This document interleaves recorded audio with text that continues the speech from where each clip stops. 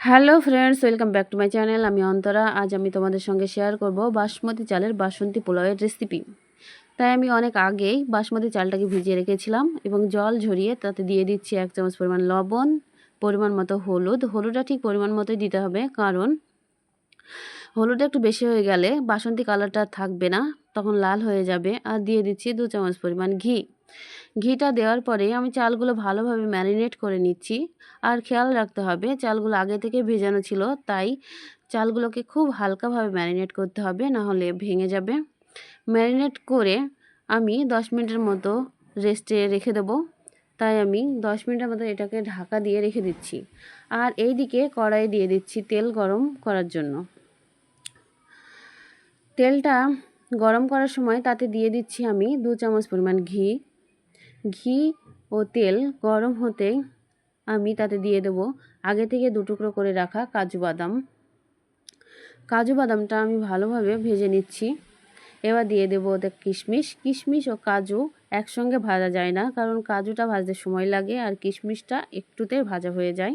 তোমরা দেখতে পাচ্ছ কাজু ও কিশমিশ আমার খুব সুন্দরভাবে ভাজা হয়েছে। এবার এটাকে অন্য পাত্রে তুলে রেখে দিচ্ছি। আর ওই তেলে দিয়ে দিচ্ছি একটা তেজপাতা 2 টুকরো করে, 4টে এলাচ, কয়েকটা লবঙ্গ আর 1 টুকরো দারচিনি। এটাকে ততক্ষণ ভাজবো যতক্ষণ না মশলার গন্ধটা তেলের সঙ্গে মিশে যায়। এবার এতে দিয়ে দিচ্ছি 1 চামচ পরিমাণ আদা বাটা। এটাকেও আমি সুন্দরভাবে ভেজে নেব। এগুলো সব ভাজা হয়ে গেলে আমি দিয়ে দিচ্ছি আগে থেকে ম্যারিনেট করে রাখা চালগুলো দিয়ে সব সময় নাড়াচাড়া করতে হবে। খেয়াল রাখতে হবে যেন কড়াইয়ের নিচে না ধরে যায়। ধরে গেলে একটা পোড়া পোড়া গন্ধ করবে, স্বাদটা আসবে না। এগুলো কষিয়ে নেওয়ার পর দিয়ে দিচ্ছি পরিমাণ মতো জলটা ঠিক পরিমাণ মতোই দিতে হবে, কারণ 1 বাটি যদি চাল দেওয়া হয় তাহলে 2 বাটি জল দিতে হবে। জল দেওয়ার পর দিয়ে দিচ্ছি আগে থেকে ভেজে রাখা কাজু ও কিশমিশ, আর দিয়ে দিচ্ছি 4টে কাঁচা লঙ্কা মাঝখান দিয়ে চিড়ে দিতে হবে। এগুলো দিয়ে একটু নাড়াচাড়া করে আমি 10 মিনিটের মতো ঢাকা দিয়ে রেখে দেব। আর গ্যাসের ফ্লেমটাকে রাখতে হবে মিডিয়াম ফ্লেমে। এই যে তোমরা দেখতে পাচ্ছ আমি ঢাকা দিয়ে রেখে দিলাম। ঠিক তোমরা এইভাবেই বানাবে। এই যে 10 মিনিট পরে ঢাকনা খুলে দেখি আমার বাসমতি চালের বাসন্তী পোলাওয়ের কালারটা খুব সুন্দরভাবে এসেছে, প্রায় হয়ে এসেছে। নিচে যে জল ভাবটা আছে ওটা ঠান্ডা হওয়ার পরে ওই জল ভাবটা থাকবে না, খুব সুন্দর ঝুরঝুরে হয়ে যাবে। এই যে তোমরা দেখতে পাচ্ছ কেমন সুন্দর একটা কালার এসেছে। এবার দিয়ে দেব স্বাদ করার জন্য 1 চামচ পরিমাণ চিনি ও হোমমেড গরম মশলা।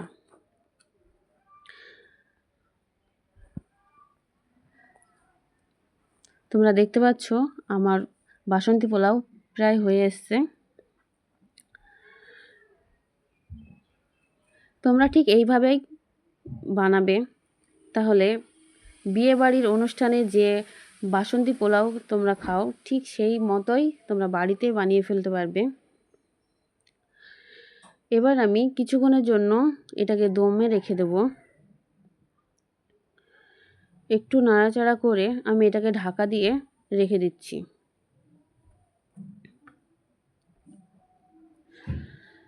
তোমরাও ঠিক এইভাবে বানাবে। আর এটার সঙ্গে খাওয়ার জন্য আমি বানিয়ে নিচ্ছি পটল ভাজা। তাই কড়াইয়ে তেল দিয়ে আগে থেকেই পটল মশলা মাখিয়ে রেখে দিয়েছিলাম। এবার এটাকে আমি ভালোভাবে ভেজে নেব। বাসমতি চালের বাসন্তী পোলাওয়ের সঙ্গে পটল ভাজা না হলে ভালো লাগবে না, জমবেই না, তাই আমি পটল ভাজা করে নিচ্ছি। তোমরা দেখতে পাচ্ছ আমার বাসন্তী পোলাওটা কেমন রং হয়েছে, খুব সুন্দর একটা কালার এসেছে। তোমরাও ঠিক এইভাবেই বানাবে। পারফেক্ট একটা বাসমতি চালের বাসন্তী পোলাও। এই যে তোমরা দেখতে পাচ্ছ। আর এর সঙ্গে নিয়েছি আমি চিকেন। আর রেডি হয়ে গেছে আমার বাসমতি চালের বাসন্তী পোলাও আর পটল ভাজা। বাই, দেখা হবে নেক্সট ভিডিওতে।